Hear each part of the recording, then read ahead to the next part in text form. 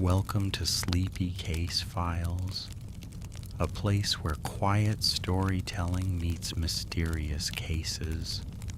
Tonight, we slowly explore a story from the world of true crime.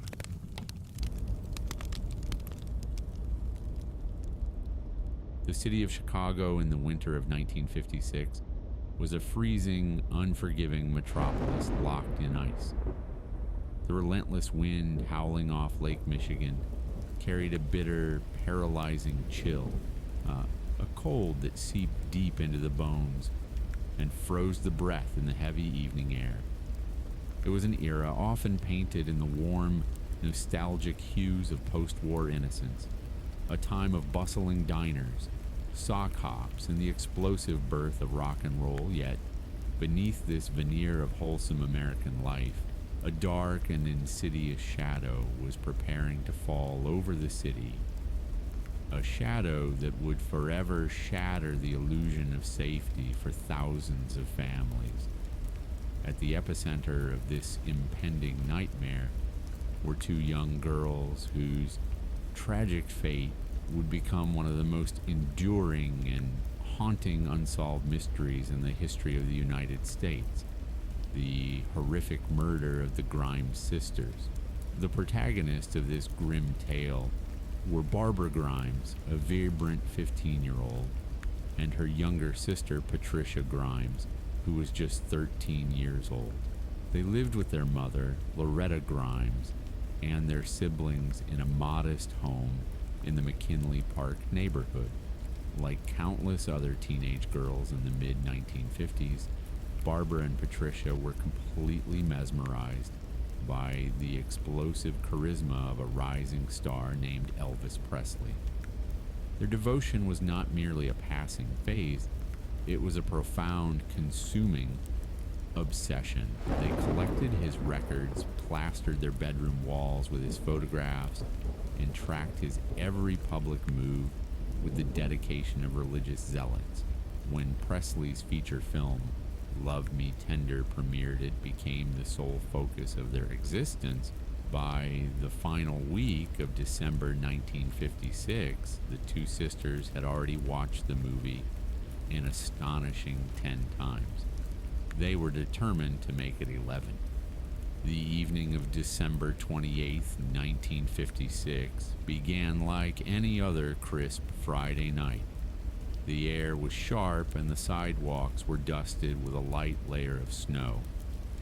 At approximately 7:30 p.m., Barbara and Patricia bundled up against the freezing temperatures and left their house. Their destination was the Brighton Theater, located at 4223 South Archer Avenue, roughly 1.5 miles away from their home.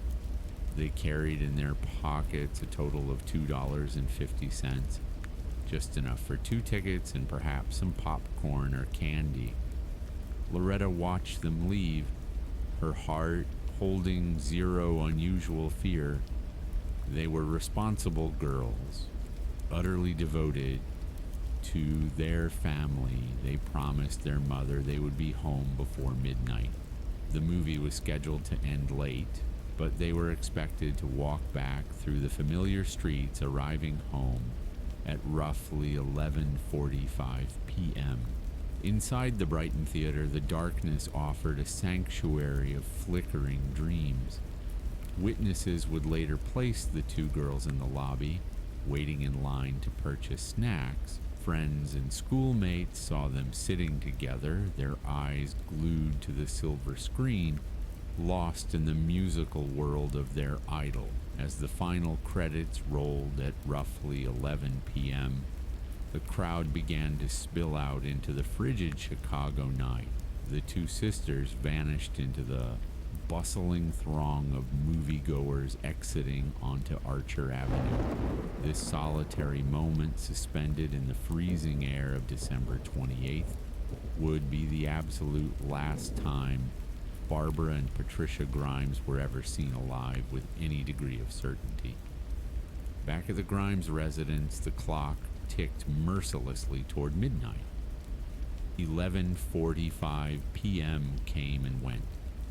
Midnight struck, bringing with it the first icy pangs of maternal dread. Loretta Grimes sat by the window, peering into the dark, snow-dusted street, waiting for the familiar silhouettes of her two daughters to appear under the glow of the street lamps. By 12:30 a.m., her anxiety had morphed into sheer, unadulterated panic. She began calling the homes of their friends, her voice trembling as she asked if anybody had seen her girls. The answers were universally negative. At 2:15 a.m., unable to bear the agonizing silence any longer, Loretta contacted the Chicago Police Department to report Barbara and Patricia missing. Initially, the police response was maddeningly slow. The prevailing theory among law enforcement was that the two teenagers, fueled by their infatuation with Elvis Presley, had simply decided to run away.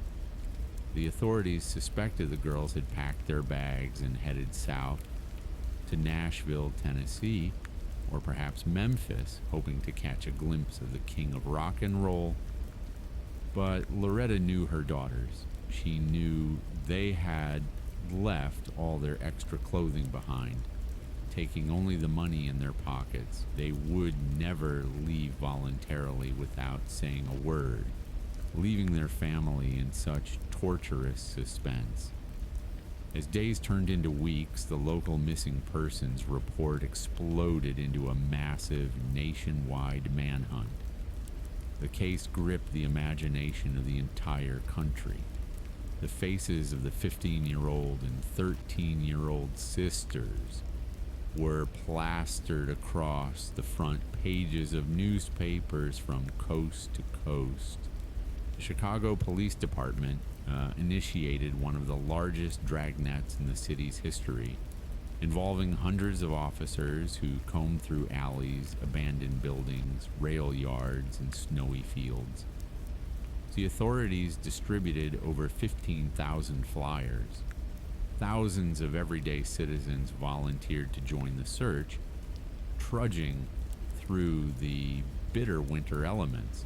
The hysteria reached such a fever pitch that even Elvis Presley himself was compelled to intervene. Upon hearing of the disappearance and the girls' devotion to him, Presley issued a direct, impassioned plea on national radio and television. He looked directly into the cameras and spoke into the microphones, his voice thick with concern, urging the two sisters to return home to their desperate mother. If you are good Elvis Presley fans, you'll go home and ease your mother's worries, he pleaded. It was an unprecedented moment in American media history, blending celebrity culture with a grim criminal investigation. Yet despite the massive publicity and the desperate plea from their idol, the silence remained absolute. The investigation was immediately plagued by a chaotic storm of false sightings and fabricated tips. People from all over the Midwest claimed to have seen the two girls. One person reported seeing them in a restaurant in Wisconsin. Another swore they spotted them boarding a train in Ohio.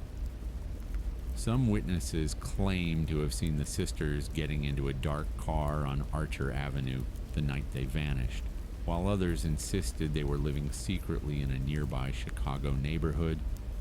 Every solitary lead was meticulously chased down by exhausted detectives, and every solitary one culminated in a frustrating, devastating dead end. The psychological toll on Loretta Grimes was unimaginable.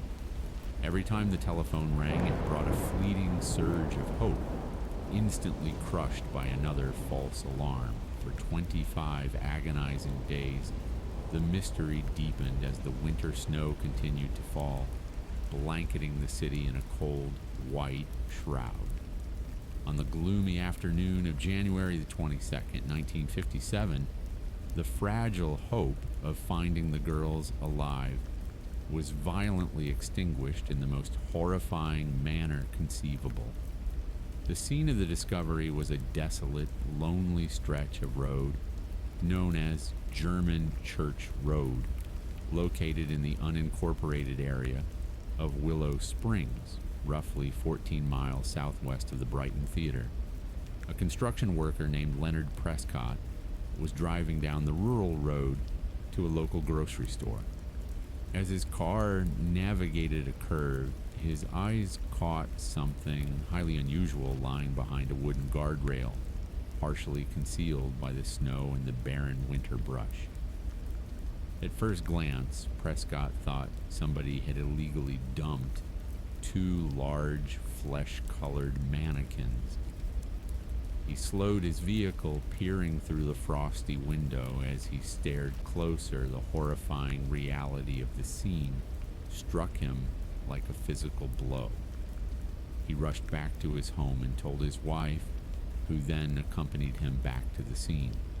Together, they confirmed the macabre sight and immediately flagged down a passing police cruiser. The police arrived to find a tableau of absolute horror. Behind the guardrail lay the frozen, completely naked bodies of 15-year-old Barbara and 13-year-old Patricia Grimes. They had been discarded like garbage, tossed unceremoniously down the slight embankment. The positioning of the bodies was strange and deeply unsettling. Barbara lay flat on her left side, her legs slightly drawn up toward her chest. Patricia rested on her back, her body covering her older sister's head. The brutal winter weather had frozen them solid. The scene was utterly devoid of their clothing. Not a single scrap of fabric, no shoes, no jackets, and no purses were found anywhere near the vicinity. The two girls had been stripped of their dignity as well as their lives. The discovery sent a shockwave of grief and terror throughout Chicago. The autopsy, which was expected to provide clear answers and a definitive cause of death, instead plunged the investigation into a deeper abyss of confusion and controversy. The forensic examination was conducted by a team of experienced pathologists, but their findings were bafflingly inconclusive. There were no bullet wounds, no stab wounds, no signs of strangulation, and no fatal blunt force trauma that would typically indicate a murder. Barbara's body showed a few superficial bruises on her face and chest, and there were small puncture marks on her chest that resembled the wounds made by an ice pick, but these were deemed non-lethal. Patricia's body had virtually no marks of violence whatsoever. Furthermore, the toxicology reports came back completely clean. There were no traces of alcohol, narcotics, or poisons in their systems. The lack of obvious fatal trauma led the coroner's jury to eventually rule that the two sisters had died of secondary shock and exposure to the freezing temperatures. This conclusion essentially suggested that they had been stripped naked and left to freeze to death in the bitter cold. However, the forensic anomalies did not end there. The most contentious piece of evidence revolved around the contents of the girls' stomachs. On the night of December 28th, before leaving for the theater, the sisters had eaten a dinner consisting of soup, bread, and perhaps some dessert, yet the autopsy revealed that their stomachs contained the partially digested remains of a completely different meal, one that included French fries and something resembling meat. Because digestion stops at the moment of death, the presence of this specific food strongly indicated that the two girls had lived for a significant period after they disappeared from the theater. Some experts argued that the digestion rate suggested they had eaten this mystery meal at least 12 to 24 hours after their supposed time of abduction. This forensic detail ignited a massive debate over the actual time of death, where the girls held captive for days or even weeks before being murdered and dumped. The preservation of the bodies made it incredibly difficult to pinpoint the exact day they died. The freezing temperatures acted as a natural refrigerator, halting the normal processes of decomposition. Some investigators believe the girls were killed shortly after their disappearance and preserved by the cold, while others strongly suspected they had been kept alive in a hidden location for an extended period, perhaps enduring unspeakable horrors before being discarded on German Church Road shortly before their discovery on January 22nd. The lack of a clear cause of death and the bizarre forensic clues turned the hunt for the killer into a frustrating labyrinth. The police desperately needed a suspect, and the public demanded justice. In their frantic search for a perpetrator, the authorities turned their attention to a drifter and dishwasher named Benny Bedwell. Bedwell was a 21-year-old transient who loosely resembled Elvis Presley and had a history of petty crimes. Under intense and prolonged interrogation by the police, Bedwell eventually signed a 14-page confession. In his convoluted statement, Bedwell claimed that he and another man had met the two sisters at a restaurant, lured them into a car, and spent several days drinking and traveling with them. He alleged that they had taken the girls to a flop house where they had engaged in sexual activities, and later, after a dispute, he had beaten them and dumped their bodies. For a brief, shining moment, the authorities believed they had solved the case. The press published Bedwell's confession, and the city breathed a collective sigh of relief, but the triumph was entirely illusory. Bedwell's confession began to disintegrate almost immediately upon closer scrutiny. The timeline he provided completely contradicted the established forensic evidence. Furthermore, multiple independent witnesses stepped forward to provide Bedwell with a rock-solid alibi, proving definitively that he was working in Florida during the crucial days he supposedly spent with the sisters in Chicago.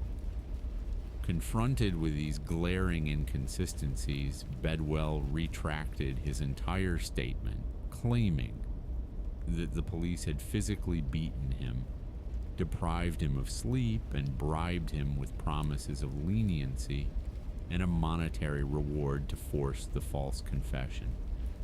The case against Bedwell collapsed spectacularly, leaving the police back at square one, their credibility severely damaged. As the years dragged on, other suspects briefly drifted into the crosshairs of the investigation. There was Edward Lee Gosselin, a teenager who claimed to have seen the girls the night they vanished, and Charles Melquist, a man convicted of a similar murder years later. Investigators chased down prison rumors, anonymous letters, and deathbed confessions. Yet, nothing ever yielded a definitive connection to the brutal fate of Barbara and Patricia. The physical evidence from the crime scene, handled in a time before the advent of modern DNA technology, deteriorated or was lost to the chaotic archives of time. The murder of the Grimes sisters became a dark, festering wound on the psyche of Chicago. It was the crime that forced parents to lock their doors, to look at strangers with suspicion, and to realize that the innocent facade of the 1950s was a fragile illusion.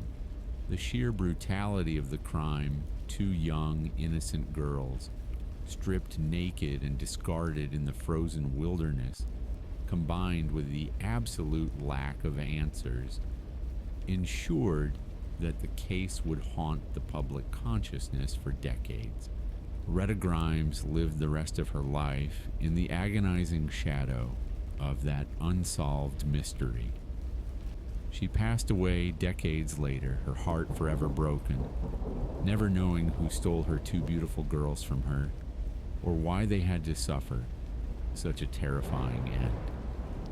The graves of 15-year-old Barbara and 13-year-old Patricia remain a somber reminder of a night when darkness swallowed two lives whole.